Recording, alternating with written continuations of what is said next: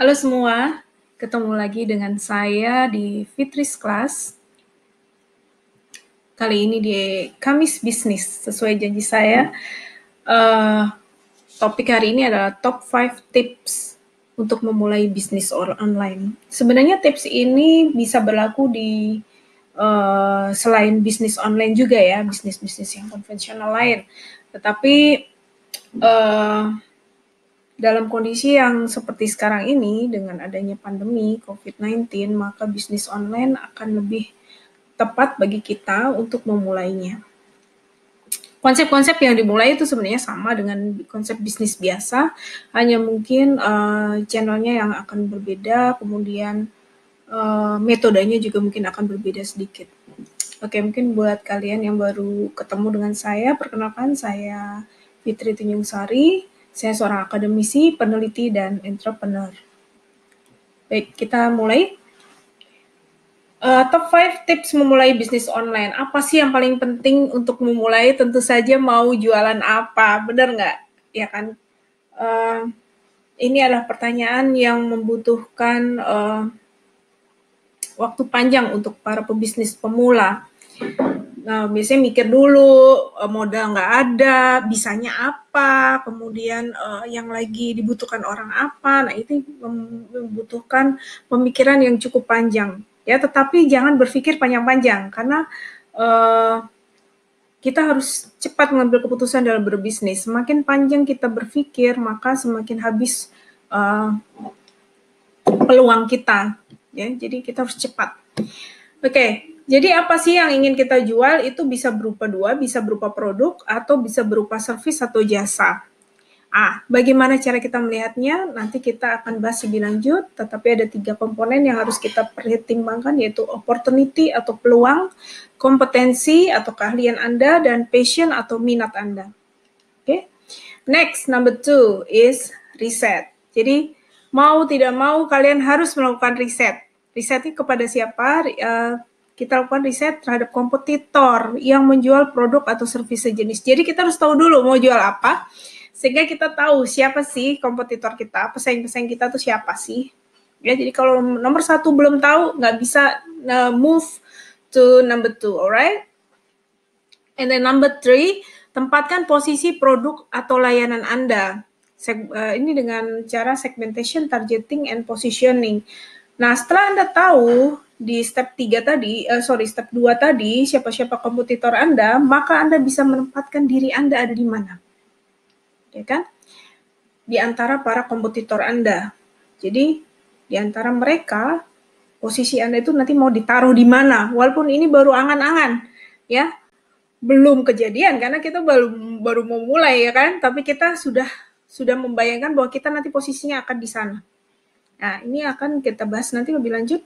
Dan kemudian nomor 4, buat dan kembangkan brand Anda dengan bisnis plan yang lebih detail. Manfaatkan sosial media dan teknologi. Jadi, bisnis plan ini penting sekali ya, walaupun mungkin banyak sekali small business, termasuk UMKM yang nggak pakai bisnis plan. Pokoknya mulai aja dulu. Kita bagus mulai aja dulu, tetapi bisnis plan ini sebenarnya kan dari poin 1 sampai 3 itu kita sudah punya bisnis plan, hanya belum ditulis dengan lebih detail. Nah, sambil kita berjalan, bisnis sudah mulai mungkin kecil-kecilan, tetapi bisnis plan-nya terus kita perbaiki dan kita kembangkan lagi. Kemudian nomor 5, buat strategi penjualan. Gunakan cara konvensional dan digital. Manfaatkan sosial media dan teknologi. Jadi strategi penjualan ini sangat penting ya. Kita punya produk bagus, kita punya peluang, kita punya passion, tetapi nggak laku dijual. Ya ini kan tentu ada suatu hal yang sia-sia. Karena intinya sebenarnya kita mau cari uang ya. Cari uang sehingga menguntungkan gitu ya. Nah, sehingga nomor 5 ini sangat penting, tapi nomor 5 tidak bisa dilakukan jika nomor 1 dan nomor 4 Anda tidak terencana dengan baik. Oke, kita lanjut. Untuk poin pertama, apa yang akan Anda jual? Ini tadi sudah saya sampaikan sedikit, bahwa ada 3 hal penting sebetulnya, peluang atau opportunity, kompetensi, dan yang terakhir passion atau minat Anda. Dan gimana sih caranya kita cari peluang? Kita harus cari tahu apa sih yang sedang tren. Satu, apa yang sedang banyak dibutuhkan orang, apa yang ada di sekeliling Anda, apa yang menjadi masalah orang lain. Ini semua ada peluang. Misalnya contoh ya, apa yang sedang tren. Ini mungkin sudah agak berlalu trennya, tetapi masih nyambung dengan kondisi sekarang. Saat ini sedang kita tahu pandemi corona, sehingga orang-orang membutuhkan masker, betul? Nah, ini adalah tren yang bisa kita manfaatkan. Ya, kemudian hand sanitizer itu mungkin sudah berlalu ya, tapi mungkin masih bisa kita masukkan sebagai peluang. Kemudian sabun cuci tangan, ya. Kemudian yang kedua, apa yang sedang banyak dibutuhkan orang? Nah, ini biasanya kalau lagi tren, pasti lagi dibutuhkan orang, nyambung, ya kan? Nah, tapi belum tentu juga, nggak ada hubungannya sama tren. Misalnya makanan ya, makanan itu kan makanan pokok terutama. Sembako ya, ada tren, nggak ada tren, ada kasus, nggak ada kasus, kita tetap butuh makan kan. Kalau nggak makan ya nggak mungkin kan, pasti kita butuh. Jual beras berarti di sini misalnya. Kemudian apa yang ada di sekeliling Anda, jaringan, network, sumber daya. Misalnya sekeliling kita tuh adalah, misalnya saya sebagai seorang akademisi, berarti sekeliling saya ada para akademisi ya, termasuk di dalamnya ada guru, ada murid, ada dosen, ada mahasiswa. Dan saya punya sumber daya yang mendukung itu. Berarti cari jualan apa sih yang dibutuhkan oleh sekeliling saya, yang dibutuhkan oleh dosen-dosen, yang dibutuhkan oleh mahasiswa gitu ya. Ya mungkin tutorial, mungkin buku, ya menulis buku, kemudian mungkin membuat course online ya dan sebagainya. Contoh. Kemudian yang keempat, apa yang menjadi masalah orang lain? Ini juga peluang. Misalnya apa namanya GoFood itu ya, itu kan muncul dari peluang. Kenapa kita harus keluar untuk beli makan gitu loh? Gimana kalau lagi males, terus ada yang nganterin, kayaknya enak banget. Terus terang ini pernah menjadi impian saya waktu itu, termasuk waktu lagi males jalan gitu kan, coba ada Gojek yang nyamperin saya gitu ya. Coba ada ojek yang nyamperin saya gitu. Waktu itu tahun 2009 ya, Gojek belum ada ya, terus saya sudah berpikir itu, cuman ya hanya berpikir aja, itu hanya problem gitu. Ternyata sekarang solve dengan adanya Gojek, Grab, yaitu mereka punya layanan antar dan pesan makanan gitu kan, solve. Nah, coba waktu itu saya misalnya gitu ya, langsung membuka peluang itu dengan mengeksekusi, mungkin sekarang saya sudah menjadi miliarder. Anyway, nah gimana sih caranya kita cari tahu peluang ini? Ya, selain kita berasal dari masalah kita sendiri, ya bisa berasal dari masalah kita sendiri, bisa kayak tadi contoh saya. Nah, bisa peluang ini muncul sebagian besar dari masalah orang lain. Ya, masalah orang lain ini lebih penting. Kenapa? Karena berarti marketnya akan lebih besar daripada masalah saya. Karena masalah saya belum tentu menjadi masalah orang lain. Nah, jadi supaya kita bisa mengambil lebih banyak peluang apa sih, suara yang lebih banyak gitu, sehingga kita gunakan survei sebaiknya. Kita bisa tanya orang lain, apa sih yang kamu butuhkan, apa sih yang kamu sukai, dan sebagainya. Nah, survei ini bisa dilakukan dengan survei konvensional atau dengan bantuan teknologi ya. Cuman karena konvensional ya Anda bisa melakukan wawancara, one-to-one gitu, terjun langsung ke lapangan, atau dengan misalnya form-form yang bersifat online. Ya tentu saja tetap membutuhkan bantuan orang lain ya. Oke, next. Kompetensi atau keahlian. Nah, ini berhubungan dengan latar belakang. Biasanya latar belakang pendidikan, latar belakang keluarga, latar belakang pengalaman kerja. Nah, ini menjadi penting. Kenapa? Karena kalau kita punya ilmunya, kita punya pengalamannya, ya kan? Kita punya background-nya, kita punya basic-nya, maka untuk mengeksekusi ide menjadi rencana itu adalah menjadi lebih mudah. Dan mengeksekusi rencana menjadi kenyataan juga menjadi lebih mudah insya Allah ya. Dan yang satu lagi ini paling penting juga, tidak mudah dibohongin orang lain. Karena kalau kita nggak tahu teknisnya, nggak tahu detailnya, tentu orang kan akan mudah membohongi kita, dan dalam bisnis ini ada suatu hal yang sangat sering terjadi. Jadi mudah-mudahan kita semua nggak pernah dibohongin orang ya. Ya, tapi kayaknya selama saya mendengarkan banyak seminar-seminar bisnis gitu dan sharing dengan orang-orang yang menjadi businessman, businesswoman, mereka hampir semua pernah mengalami kasus yang ketiga ini, sekalipun mereka sudah ahli di bidangnya gitu. Nah, tentu ini hanya untuk meminimalisir ya, kalau kita tahu, kita pinter, kita skillful, kita punya pengalaman, belum tentu kita yang ngerjain semua, tetapi at least kita tahu mengenai dasar-dasarnya. Oke? Nah, kemudian minat atau passion. Ini berasal dari apa? Hobi biasanya. Kenapa hobi atau hal yang Anda sukai itu penting? Karena Anda jadi bersemangat gitu loh. Jadi tiap hari Anda bangun gitu, terus ngapain lagi ya hari ini ya? Bikin apa lagi ya hari ini ya? Dan selain itu, karena Anda semangat tadi, maka pada waktunya nanti Anda akan menjadi seorang ahli atau master, expert ya. Ya tentu semua dimulai dari pemula ya. Baru nanti sampai akhirnya insya Allah akan mencapai posisi puncak. Mengapa passion ini sangat penting? Untuk membuat Anda terus mencoba, tidak mudah menyerah. Kalau passion ya kan seneng, emang cinta. Ya berarti kita harus coba terus. Ya, kemudian terus berusaha. Kemudian ada keinginan menjadi yang terbaik, jadi populer misalnya kalau jadi YouTuber ya kan.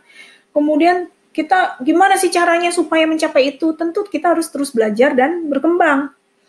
Dan result akhirnya adalah sukses dan bahagia. Kenapa? Karena ya alhamdulillah, insya Allah nanti akan tercapai apa yang akan Anda harapkan, dan hati senang karena itu semua kita melakukan hal yang kita sukai, bukan hal yang kita benci. Oke, jadi passion ini sangat penting. Nah, oke, poin kedua tadi sudah kita bahas. Poin pertama, apa yang akan Anda jual. Oke, sekarang poin kedua, lakukan riset terhadap kompetitor. Nah, apa sih yang harus diselidiki dari kompetitor Anda? Komponen-komponen apa yang harus Anda selidiki? Dan selain Anda melihat orang lain, Anda juga harus melihat diri sendiri. Introspeksi ke diri sendiri. Jadi lihat keluar dan lihat ke dalam. External and internal. Untuk tahu apa sih keunggulan Anda dibandingkan kompetitor, dibandingkan produk lain, dibandingkan jasa lain. Nah, ada beberapa produk value, yaitu functional value, monetary value, social value, and psychological value. Setiap customer memiliki persepsi value terhadap suatu produk atau jasa yang berbeda-beda. Apa artinya? Functional value berarti produk Anda bisa memberikan fungsi yang lebih ya dibandingkan dengan produk-produk yang lain. Satu. Kemudian untuk monetary value, berarti produk Anda bisa memberikan harga yang lebih murah misalnya dibandingkan produk-produk yang lain. Jadi worth it lah kalau beli inilah gitu. Social value, produk Anda bisa memberikan manfaat terhadap sosial ya dibandingkan produk-produk atau jasa yang lain. Dan terakhir psychological value, produk Anda bisa memberikan psikis ya, secara psikis bahwa produk Anda itu lebih bagus, misalnya lebih bergengsi, lebih atau misalnya lebih ramah terhadap lingkungan, ya itu hal-hal yang seperti itu. Contohnya misalnya barang-barang mahal ya, barang-barang bergengsi ya, misalnya kalau kita beli Louis Vuitton gitu kan, itu kan sebenarnya hanya membawa psychological value, walaupun secara monetary value mungkin harganya nggak masuk akal ya. Secara fungsional ya itu cuma tas. Semua tas punya functional value yang sama untuk menyimpan benda gitu loh.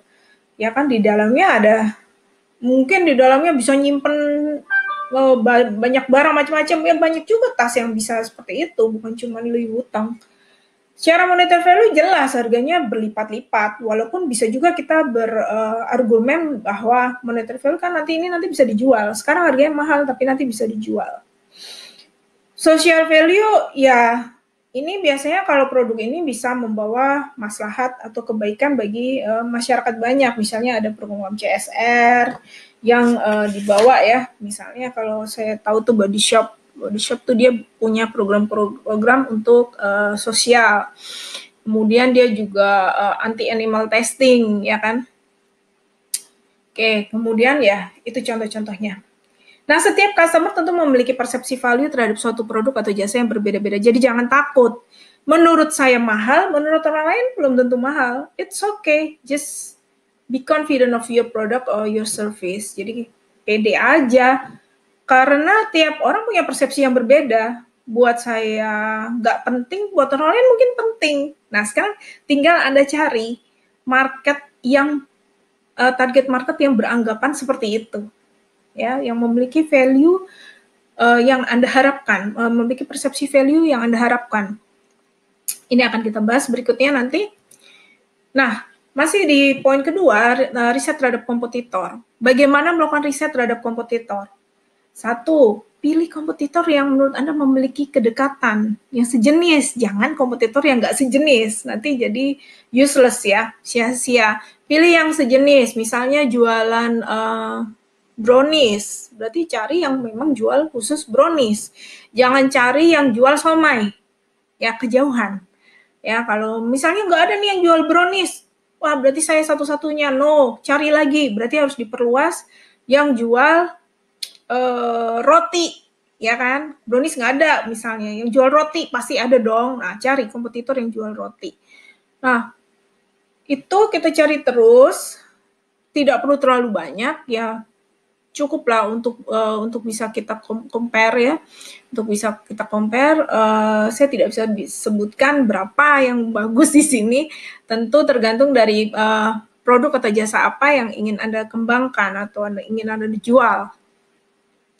Yang kemudian berikutnya, riset ini juga bisa secara kualitas produk atau jasa, misalnya yang kualitasnya sejenis, yang premium, misalnya saya mau jual brownies premium, maka kita cari yang jual brownies premium, jangan brownies yang homemade, yang industri rumah tangga gitu, karena saya mau jual yang premium nih, cari kompetitor yang premium.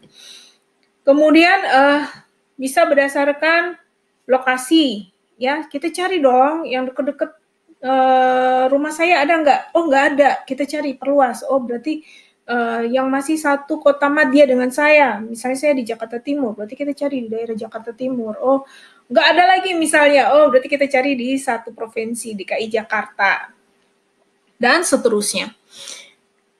Jadi kompetitor tuh harus ada ya. Kalau sampai kompetitor tuh nggak ada, sepertinya agak mustahil ya. Ya kecuali Anda membuat sesuatu yang sangat avant-garde ya, kayak Tesla misalnya, Elon Musk dengan Teslanya itu hampir sepertinya nggak ada kompetitornya waktu dia ada sih dari produk lain kalau nggak salah saya pernah baca, cuman yang memiliki visi seperti dia, mobil listrik untuk kemudian diproduksi dalam jumlah banyak. Kalau nggak salah Toyota punya sih, Toyota waktu itu punya produksi mobil listrik juga, saya agak-agak lupa, tetapi ya itu contoh ya, itu kompetitornya tidak terlalu banyak. Oke, next.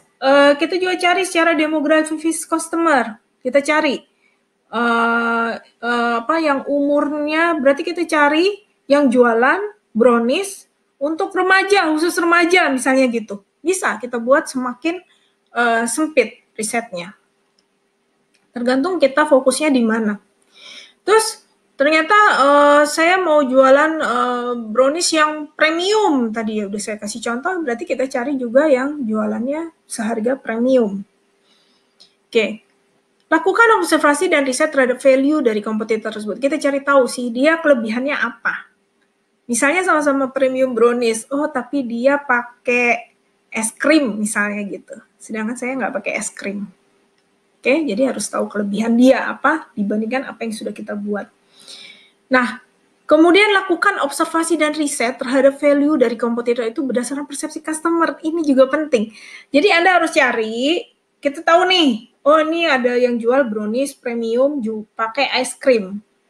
Kita pura-pura nongkrong di sana, duduk, ya, tanya ke customernya, tanya, Mbak, sering Mbak beli di sini, misalnya kayak gitu. Iya, enak banget. Gimana menurut Mbak harganya juga dan seterusnya ya. Silakan diolah sendiri pertanyaannya apa. Nah, setelah kita tahu itu semua, maka kita bisa menempatkan posisi Anda dibandingkan para kompetitor. Nah, ada banyak tool yang bisa digunakan, yaitu misalnya Graphic Value Map, STP, ini STP ini bukan apa namanya, lebih merupakan konsep ya STP itu. STP merupakan singkatan dari Segmentation, Targeting, and Positioning. Segmentation adalah membagi market dalam customer dengan segmen yang berbeda-beda. Ya, misalnya nih segmen family atau keluarga, atau segmen individual, atau segmen suami istri, seperti itu. Kemudian targeting adalah memilih segmen customer yang paling menarik sebagai target market. Dipilih dari segmen-segmen tadi, misalnya anak kecil, family, individu, suami istri, kita pilih satu yang paling menarik. Bisa lebih dari satu boleh, ya. Tetapi untuk seperti contoh di sini ya, supaya kita nggak bingung, sebaiknya sih fokus aja. Pilih target market yang paling menarik, atraktif. Kemudian yang berikutnya positioning. Kalau kita udah tahu, maka posisikan produk jasa Anda untuk target market tersebut. Misalnya tadi kita mau bikin brownies premium khusus untuk anak-anak muda gitu. Ya berarti packagingnya harus disesuaikan dengan selera anak-anak muda gitu. Kemudian toppingnya juga harus disesuaikan dengan anak-anak muda gitu ya. Nah, jangan sampai terlalu umum karena kita udah tahu nih target marketnya siapa. Oke. Nah, ada beberapa strategi targeting dalam pemasaran. Ini menurut Armstrong and Kotler, ya.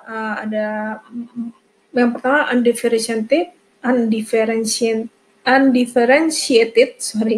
atau disebut juga dengan mass marketing. Ini artinya untuk semua orang nih. Pokoknya saya bikin semua produk ini untuk semua orang, sama. Ya, misalnya bikin sabun Rinso, misalnya gitu. Aqua, ini untuk everybody can use it. Aqua, everybody can drink it, gitu. Gak peduli kamu umurnya berapa, pokoknya sama, saya buat sama. Nah, targeting ini, yang mass ini bisa kita perkecil lagi, menjadi differentiated atau segmented marketing. Ya, kita perkecil lagi, oh enggak, saya mau lebih kecil lagi, menjadi Aqua khusus untuk manula misalnya gitu, karena mereka ternyata nggak bisa buka tutupnya ya kalau udah manula. Jadi kita buat yang bersahabat untuk para manula khusus. Kemudian bisa diperkecil lagi menjadi concentrated niche marketing, lebih kecil lagi. Oh ternyata bukan cuma buat manula aja, tetapi manula yang penghasilannya di atas berapa misalnya, yang kaya lah pokoknya gitu ya. Sehingga mereka tuh bukan cuma butuh tutupnya gampang, tetapi juga packagingnya harus bagus, premium gitu. Misal. Oke, jadi tadi sudah kita bahas mengenai concentrated atau niche marketing. Yang selanjutnya bisa diperkecil lagi menjadi micro marketing, local or individual marketing. Tadi contohnya adalah Aqua untuk manula dengan penghasilan kita katakan sosioekonominya menengah ke atas. Nah, kemudian kita ada micro marketing, ini lebih kecil lagi dari itu. Ya, manula menengah ke atas dan khusus yang tinggal misalnya di Jakarta, misalnya seperti itu, atau tinggal di Pulau Jawa sehingga kita bisa memberi pesan bahasa Jawa gitu, atau misalnya tinggal di khusus untuk para ekspatriat sehingga kita bahasanya juga akan berbeda, bahasa Inggris misalnya seperti itu. Jadi itu micro marketing atau lokal atau individual marketing. Dan ini bisa untuk orang per orang juga, marketing yang dijual untuk orang perorangan. Oke, jadi makin lama makin kecil, dari mass marketing, segmented, niche, dan yang paling kecil adalah lokal atau or individual marketing. Nah, yang mana yang Anda pilih Anda harus tetapkan untuk produk atau layanan yang akan Anda jual. Nah, setelah kita melakukan segmentation, targeting, yang berikutnya kita lakukan positioning. Positioning statement, ini penting. Kita harus membuat statement, ya, berupa pernyataan singkat yang mengidentifikasi target market untuk suatu produk atau layanan yang menyatakan nilai yang membedakan produk layanan tersebut dengan kompetitor Anda. Ya, jadi ada 3 kata kunci: identifikasi target market Anda, 2, berikan unique benefit, 3, dari produk layanan Anda. Jadi customer itu memilih produk layanan Anda tuh karena unique benefit Anda. Sehingga nggak akan milih ke yang lain. Pasti pilihnya ke produk atau layanan Anda. Ya. Nah, ini alasan customer memilih produk atau layanan yang Anda berikan dibandingkan yang lain. Position ini sangat penting. Anda harus cari dulu unique benefitnya apa sih. Punya saya ini lebih murah tapi bagus banget, misalnya gitu. Murah tapi enak sekali gitu. Nah, walaupun enak tuh relatif, ya kembali kepada persepsi customer ya. Berarti Anda harus melakukan uji rasa karena sifatnya subjektif ya. Orang per orang tentu akan memiliki rasa yang mungkin berbeda-beda. Graphic value map yang bisa digunakan untuk menggambarkan posisi produk atau layanan Anda terhadap kompetitor. Ada 3 komponen utama di sini yaitu reduce, raise, and create. Reduce value apa yang bisa Anda kurangi, misalnya ada cost, ada time, ya. Kemudian raise value apa yang bisa Anda tingkatkan, misalnya fleksibilitas, kemudian layanan-layanan apa yang bisa Anda tingkatkan. Dan create adalah value apa yang bisa Anda buat. Nah, di sini ada contoh yang lingkaran adalah produk Anda, sedangkan yang silang adalah produk atau layanan dari kompetitor. Oke, jadi ini digambarkan. Di sini kita bisa lihat posisinya yang menang, jadi makin ke atas skornya makin tinggi. Tentu produk yang dengan simbol bulat itu lebih bagus, lebih baik dibandingkan dengan produk kompetitor. Ya, karena skornya lebih tinggi ya, 2 untuk raise dan create itu skornya lebih tinggi dibandingkan kompetitor.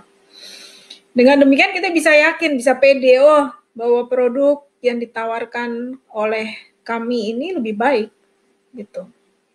Oke, lanjut, yang berikutnya dengan adanya positioning map, kita juga bisa menggambarkan posisi produk atau layanan kita dibandingkan kompetitor. Contohnya dalam hal ini, misalnya saya ingin membangun sebuah restoran, ya, kita buat dulu tapi kategorinya, restoran itu ada apa saja ya, dalam contoh ini ada 4 kategori. Yang pertama ekonomi, yang kedua luxury, berikutnya individual dan family. Tentu ini harus berlawanan ya. Kalau ekonomi berarti murah, luxury mewah, individual untuk 1 atau 2 orang, couple, sedangkan family ya untuk rombongan keluarga misalnya. Nah, jadi berdasarkan 4 kategori ini kita menemukan adanya beberapa kompetitor ya. Let's say kita belum bisa menggambarkan restoran yang akan kita buat ini ada di klaster yang mana gitu ya. Jadi kita gambarkan dulu kompetitor-kompetitor yang ada. Misalnya untuk luxury dan individual itu ada restoran A dan restoran B.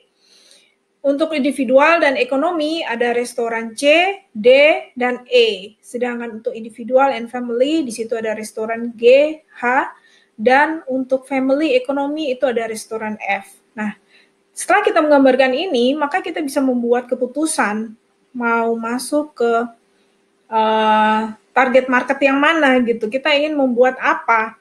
Nah, kalau dari gambar ini kita bisa lihat bahwa peluang untuk masuk ke dalam family ekonomi restoran itu akan lebih besar peluangnya. Karena apa? Karena kompetitornya baru 1, yaitu restoran F. Ya, sehingga kemungkinan besar di situ kita bisa bersaing, bisa menang bahkan melawan si restoran F ini. Jadi masuk ke persaingan family ekonomi. Ya, disitulah target marketnya kita bangun nanti. Oke, setelah kita tahu STP, maka kita masuk ke detail yang berikutnya, yaitu buatkan bisnis plan Anda. Sebenarnya step-step yang tadi sudah dibahas itu sudah menjadi bisnis plan, hanya harus ditulis ulang, ya, selain untuk dokumentasi Anda, juga untuk kebutuhan funding request. Jadi kalau Anda membutuhkan adanya investor untuk berkembang lebih lanjut, ya, sehingga tidak perlu modal dari Anda sendiri semua, ya. Apa saja yang ada di dalam bisnis plan, di situ ada executive summary, isinya deskripsi singkat bisnis Anda secara keseluruhan, company description, isinya deskripsi perusahaan Anda secara singkat, market analysis, ini tadi riset terhadap industri, market, dan kompetitor, kemudian organization and management, struktur organisasi, yang akan Anda buat itu seperti apa, ya, dan manajemennya, modalnya seperti apa. Ini bisa dibahas lebih lanjut di dalam sesi yang berikutnya. Kemudian layanan produk yang Anda tawarkan. Nah, ini sudah kita ketahui tadi ya, ada positioning juga tadi di situ, unique benefit-nya apa. Nah, itu dituliskan ulang saja di sini. Kemudian marketing dan sales, bagaimana cara untuk menjual dan promosi. Karena ini tadi topiknya bisnis online, tentu ya menjual dan promosinya dengan cara online. Ada banyak platform untuk menjual dan promosi secara online, dan ini banyak sekali materinya, akan kita bahas khusus di sesi yang berikutnya. 2 minggu lagi insya Allah akan dibahas strategi promosi untuk bisnis online. 2 minggu lagi ya, stay tune, don't miss it. Oke, lanjut berikutnya untuk kebutuhan funding request. Jadi tadi sudah saya sebutkan bahwa dokumen ini digunakan untuk kebutuhan investor jika ingin berkembang lebih lanjut. Dan financial projection ini untuk prediksi pemasukan dan pengeluaran. Jadi kita pasti udah tahu ya mau ini bikinnya berapa harganya, atau production cost-nya, dan akan dijual harganya berapa. Dan target penjualannya berapa, itu harus sudah tahu semua, sehingga kita bisa tahu pemasukan dan pengeluaran. Minimal itu yang sudah harus kita ketahui. Ini juga jika dibahas lebih lanjut akan lebih panjang lagi untuk sesi yang berikutnya lagi. Nah, tahap terakhir ada mulai lakukan penjualan dengan marketing mix. Ya, karena ini online, tentu marketing mix juga dilakukan dengan online. Jadi marketing mix itu bahasa Indonesianya adalah bauran pemasaran, terdiri dari 4 komponen utama atau 4P, sering juga disebut 4P, terdiri dari produk, price, place, and promotion. Ini berdasarkan Lovelock and Words. Nah, ini sebenarnya 4P ini untuk produk. Jadi kalau Anda ingin menjual jasa, maka bukan 4P lagi, tetapi menjadi 7P. Ada 3 tambahan lagi di situ, yaitu people, process, and physical evidence. Tambahannya 3. Jadi yang utama ya memang 4, mau produk, mau layanan, pokoknya 4 ini harus ada. 4 ini apa saja? Produk, tentu berkaitan dengan kualitas, packaging, ya, dari rasa, misalnya kalau jual makanan, ya, karena dari produk itu sendiri, bahan, itu pembahasannya fokusnya lebih ke produk. Kalau price ya harga. Berapa harga yang akan Anda tawarkan kepada customer? Tentu kita harus melihat apakah harga itu sebanding dengan apa yang didapatkan oleh customer. Misalnya ya kalau harganya udah mahal ya harusnya kualitasnya bagus ya. Atau kalau mau lebih hebat lagi, harganya murah tapi kualitasnya bagus juga. Nah, ini pasti semua orang suka. Nah, place, selanjutnya place. Place itu adalah lokasi tempat Anda menjual ya, place. Bisa online, bisa offline ya. Kemudian di mana ditempatkannya, termasuk penempatan penjualannya ya. Kalau misalnya offline, yaitu di rak yang sebelah mana gitu, itu sedetail itu. Tetapi karena ini online ya, tentu kita harus tahu place-nya di mana, marketplace-nya. Ada banyak marketplace di Indonesia, ada Tokopedia, Bukalapak, Shopee, ya banyak ya. Nah itu tinggal Anda pilih mau yang mana. Kemudian promotion ya, promotion ya tentu karena ini secara online lagi, ya berarti promosinya kita manfaatkan secara digital. Ada banyak platform yang bisa digunakan, misalnya sosial media ya. Kemudian ada iklan-iklan online ya. Ini juga akan kita bahas secara khusus 2 minggu lagi insya Allah. Nah, untuk 7P ini pembahasannya akan lebih detail lagi ya, tetapi yang paling utama ada 4P dulu. 4P, product, price, place, and promotion. Oke, guys, ya, ini adalah akhir dari sesi kita di 5 top tips untuk bisnis online. Insya Allah kita ketemu lagi minggu depan dengan pembahasan yang lain lagi, dan 2 minggu lagi dengan pembahasan strategi promosi bisnis online. Jangan sampai terlewat pembahasan dari saya. Subscribe, jangan lupa subscribe, like and share YouTube channel ini, Fitri's Class, and see you next week. Thank you for your time and attention. Wassalamualaikum warahmatullahi wabarakatuh. Oke semua, terima kasih atas perhatian Anda di Kamis ini. Kita ketemu lagi Kamis depan dengan topik Top 10 E-commerce Website in Indonesia. Jangan sampai terlewat ya. Thanks for watching and see you next week. Bye-bye. Wassalamualaikum warahmatullahi wabarakatuh.